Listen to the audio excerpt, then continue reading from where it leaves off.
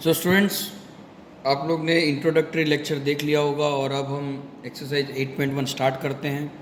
जैसे जैसे हम सम करते जाएंगे, ट्रिग्नोमेट्री के जो रेशियोज़ का एप्लीकेशन है वो आपको और ज़्यादा डिटेल में समझ में आते जाएगा, आपको ज़्यादा परेशानी नहीं होगी।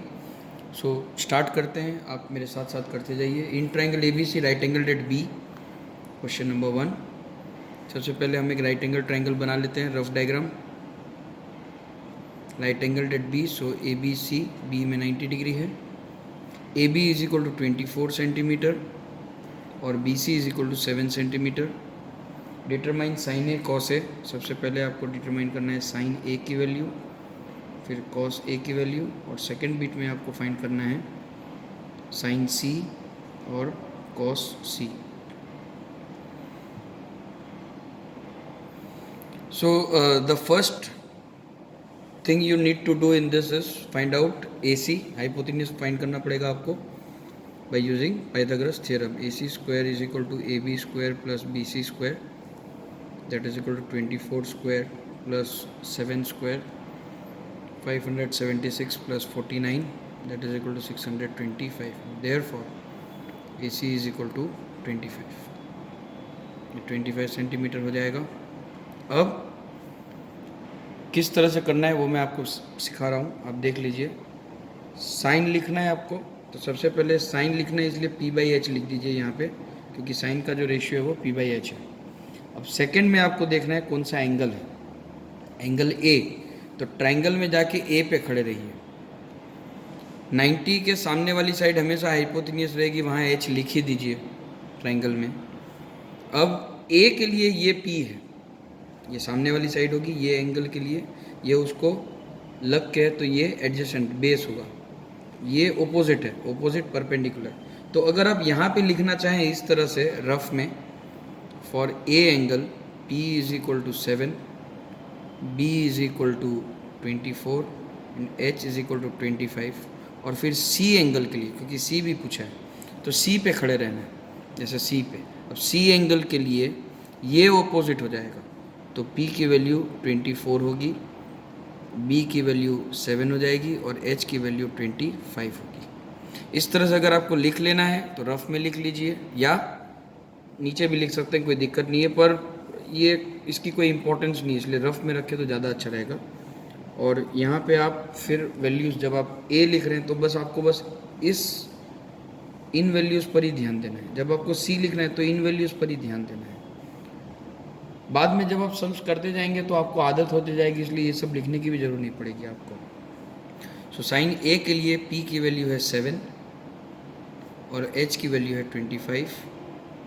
उसी तरह से कॉस ए, कॉस क्योंकि कॉस है इसलिए B बाई एच लिखेंगे, और कॉस ए है इसलिए 24/25। सेम उस तरह से साइन सी, अब इसे भूल जाएंगे हम, यहाँ कॉन्सेंट्रेट करेंगे क्योंकि साइन है। तो साइन सी, साइन है इसलिए P बाई एच, सी है इसलिए 24/25 आएगा, सॉरी। उसी तरह से कॉस सी, कॉस है इसलिए B बाई एच, और सी एंगल है इसलिए 7/25।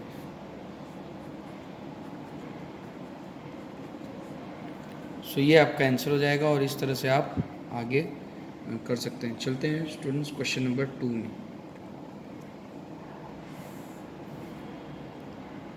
क्वेश्चन नंबर 2 में फिगर दिया हुआ है, पहले हम उसे बना लेते हैं।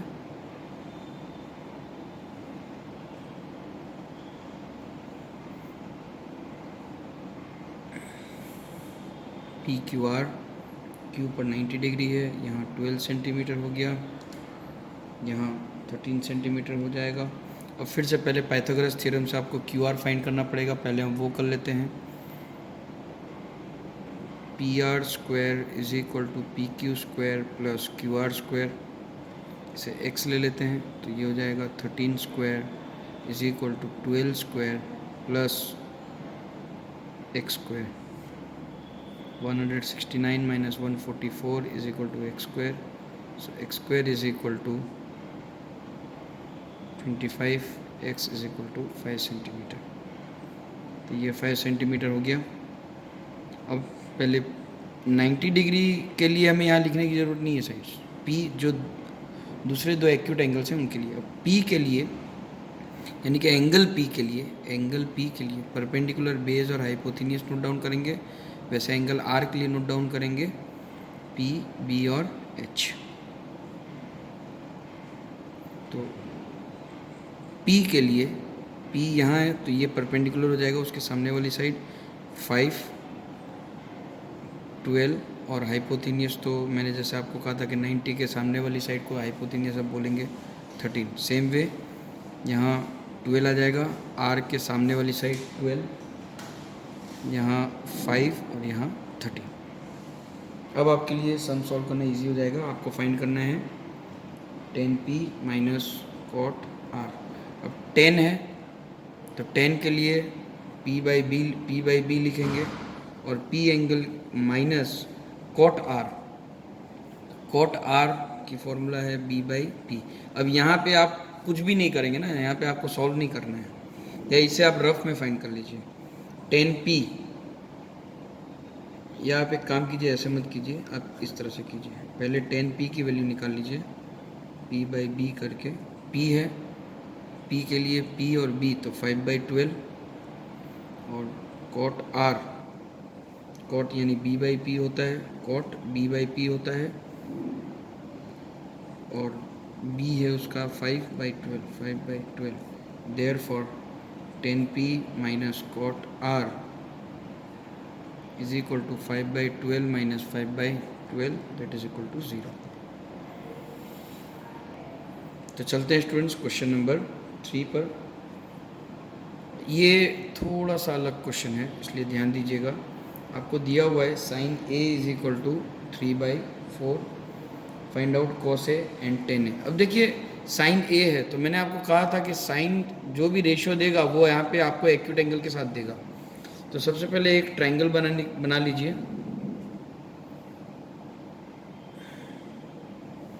और किसी एक एंगल को ए, बी और इसको सी नाम दे दीजिए।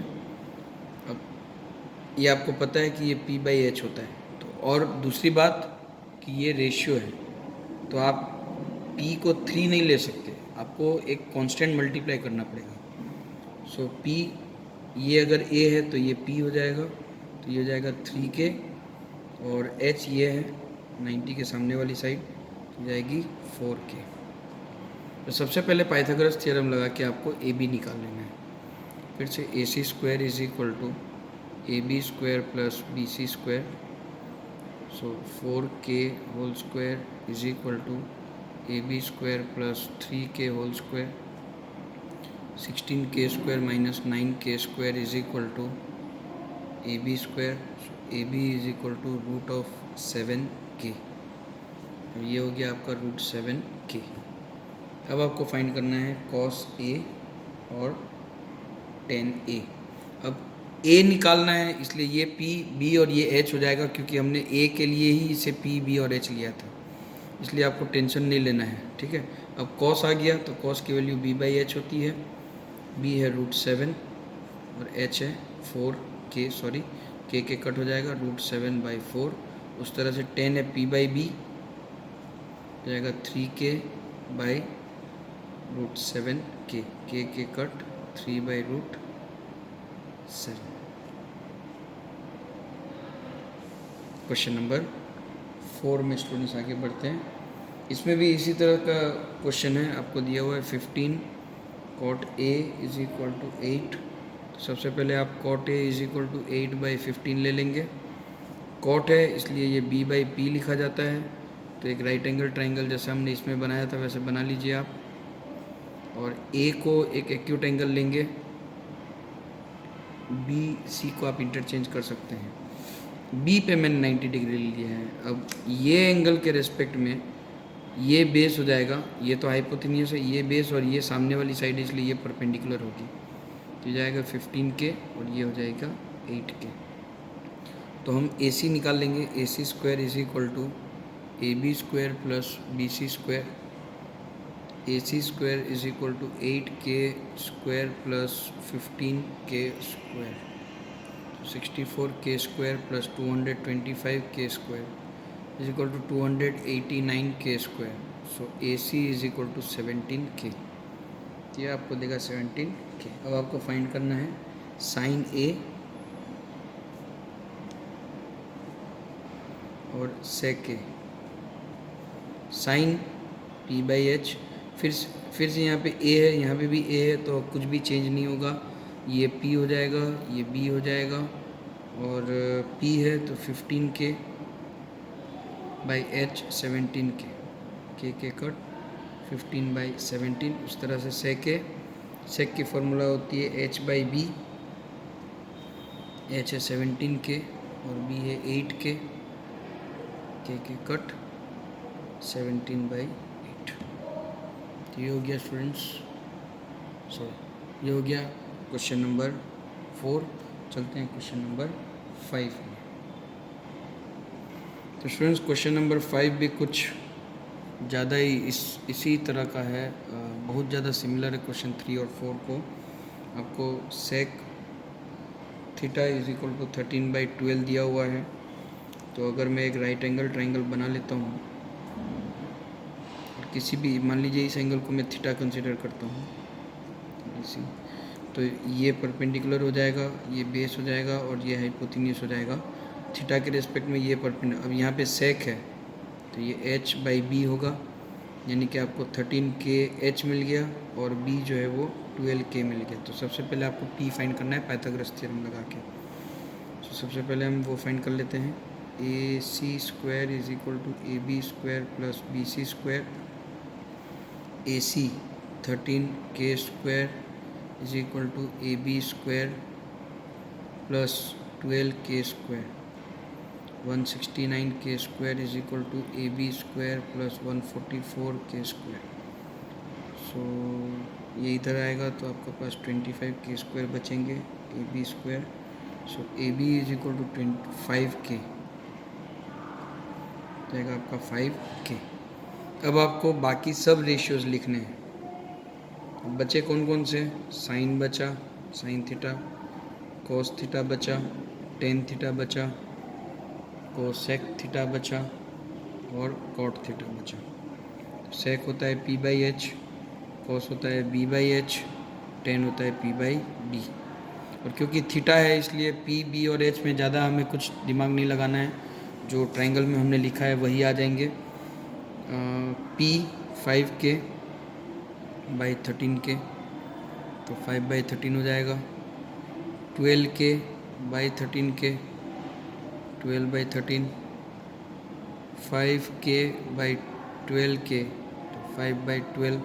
अब अगर आपको दिमाग ना लगाना हो तो कोसेक जो है वो साइन का इन्वर्स है, और अगर आपको करना है इस तरह से स्टेप बाय स्टेप तो आप कर सकते हैं। एच बाई पी तो 13 बाई 5 हो जाएगा, और कॉट जो है वो 10 का इन्वर्स है, बी बाई पी, तो ये 12 बाई 5 हो जाएगा। इस तरह से आप क्वेश्चन नंबर 5 तक कंप्लीट कर सकते हैं। क्वेश्चन नंबर 6 के लिए मैं नेक्स्ट वीडियो में चलते हैं।